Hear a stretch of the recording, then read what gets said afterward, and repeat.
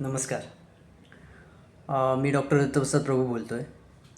काल आपल्याकडे एक तरुण वयाचा असा एक 22 वर्षाचा मुलगा आला होता, ज्याला त्वचेशी संबंधित विकार होते.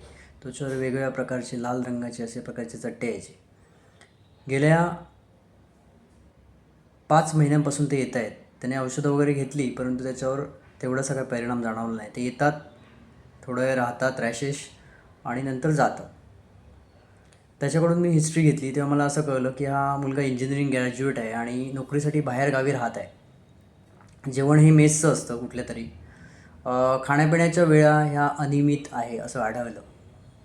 त्याचप्रमाणे सकाळचा नाश्ता हा मुलगा करत नाही. दुपारी फक्त थोडंसं जेवतो आणि रात्री मात्र जेवणावर तुटून पडतो.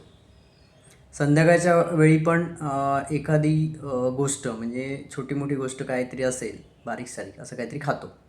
त्यामुळे खाणं हे कमी प्रमाणात आहे असं मला आढळलं. सगळ्यात महत्त्वाची गोष्ट, रात्री कधी झोपतो तर रात्री झोपायला तो जातो 10-10:30 वाजता, पण पाऊण तास 1 तास झोप लागत नाही. त्याच्यानंतर झोप लागते.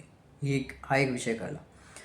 पोटाच्या तक्रारीचा विचार जेव्हा आम्ही केला तेव्हा लक्षात आलं की पचन व्यवस्थित होत नाही. त्याच्यामुळे 2 वेळा मलप्रवृत्तीला जावं लागतं आणि ती पण पातळ होते. थोडीशी घट्ट होते, थोडीशी पातळ, अशा प्रकारची मलप्रवृत्ती. तर ह्या सगळ्या गोष्टी जेव्हा आम्हाला कळल्या तर त्याचा संबंध डायरेक्टली त्वचारोगाशी आहे हे माझ्या लक्षात आलं. आणि त्याच्यानंतर मी त्याला सांगितलं की पहिली गोष्ट म्हणजे जर तुला अर्धा पाऊण तासानेच झोप लागत असेल तर 9:30 ते 9:45 वाजता आपण झोपायला गेलं पाहिजे. त्याच्या आधी 1 ते 1.5 तास कुठलाही स्क्रीन आपण बघता कामा नये. कारण हा मुलगा जो आहे त्याचं मोस्टली काम हे कॉम्प्युटरवरच होतं 8 तास, आणि अजून 3 तास तो मोबाईल पण बघायचा. त्यामुळे स्क्रीन जास्तीत जास्त कामाची सोडून इतर स्क्रीन अवॉइड केली पाहिजे. दुसरी महत्त्वाची गोष्ट, खाण्याचं जे टाईम टेबल एक स्पेसिफिक ठरवलं पाहिजे आणि त्यावेळीच ते खाल्लं पाहिजे. सकाळच्या वेळीचा नाश्ता सुरू केला पाहिजे बंद असेल तर. अशा आणि महत्त्वाचं म्हणजे या मुलाचा जॉब आहे पूर्णतः AC मध्ये आहे. 8 ते 9 तास तर जॉब ACत असतो. त्याच्यामुळे घामाची जी क्रिया व्हायला पाहिजे ती घामाची क्रिया होत नाही.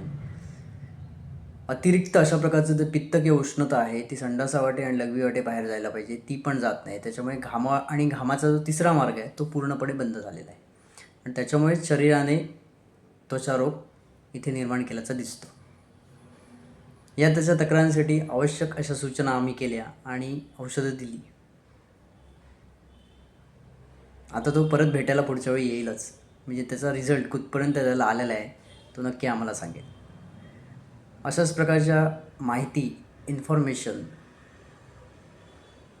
आणि आरोग्यविषयक चांगले टिप्स जर आपल्याला हवे असतील तर आमचा चॅनल नक्की सबस्क्राईब करा आणि आमचे उर्वरित व्हिडिओ पण नक्की बघा. धन्यवाद.